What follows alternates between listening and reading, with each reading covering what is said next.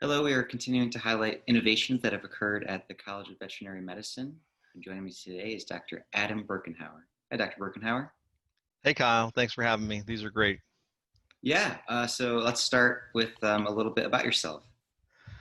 Hey, my name's Adam Birkenheuer. As Kyle said, I am a veterinarian and infectious disease researcher here at NC State, mostly focused on tick-borne diseases, dogs and cats. Neat. And tell us a little bit about the innovation. Well, I've been fortunate through my time here to have a few. One of them actually started my very first week as a veterinarian. As I came here, um, they asked me, "Do you want the cat or do you want the pit bull?" I Oh, actually love pit bulls, and I said, "I'll take the pit bull."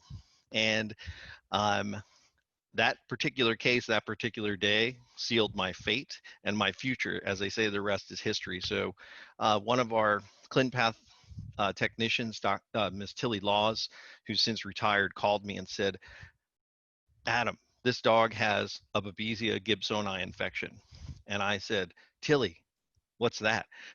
Because I had just a few short months before graduating was taught that that infection didn't even exist in the United States. mm, And here it was, my very first week as a doctor, and we discovered Babesia gibsoni in this dog.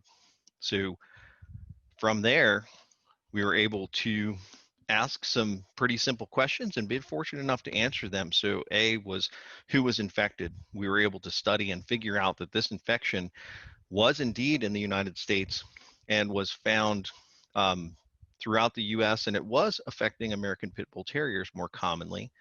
Um, we were didn't have any good diagnostic tests. So at the time, we were able to develop some diagnostic tests that were and often still are considered some of the gold standard diagnostics to diagnose this infection.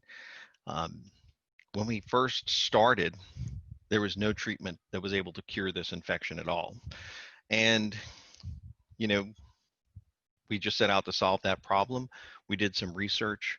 We found some innovative treatments that had not been tried in dogs at that point in time. And we were able to do a randomized placebo controlled trial. And really, we found a treatment that was now effective at clearing the infection in about 80% of the dogs that have the infection. So we went from 0 to 80, which is pretty darn good. Um, we were able to figure out that the disease is being transmitted amongst dogs through two different routes of transmission: dog bites, um, and through transplacental transmission.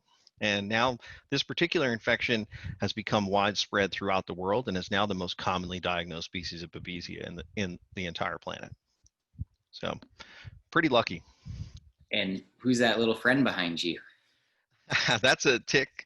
That's a dermacenter tick, and there are some ticks that transmit Babesia, but that's not one of them. And I do want to say that um, this, is a total team effort. So obviously, I was a very new veterinarian when I started this, and I was very fortunate to have the guidance and mentorship of two of our professors here. So Dr. Edward Breitschwart and Dr. Michael Levy.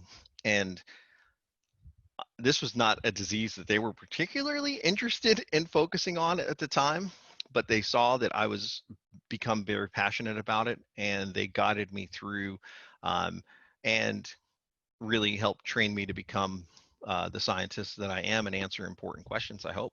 I was fortunate enough to have some great mentorship. We were fortunate enough to get some funding, and um, we've always had a legacy of having excellent infectious disease research here at NC State. I'd really like that legacy to continue long after we're all gone.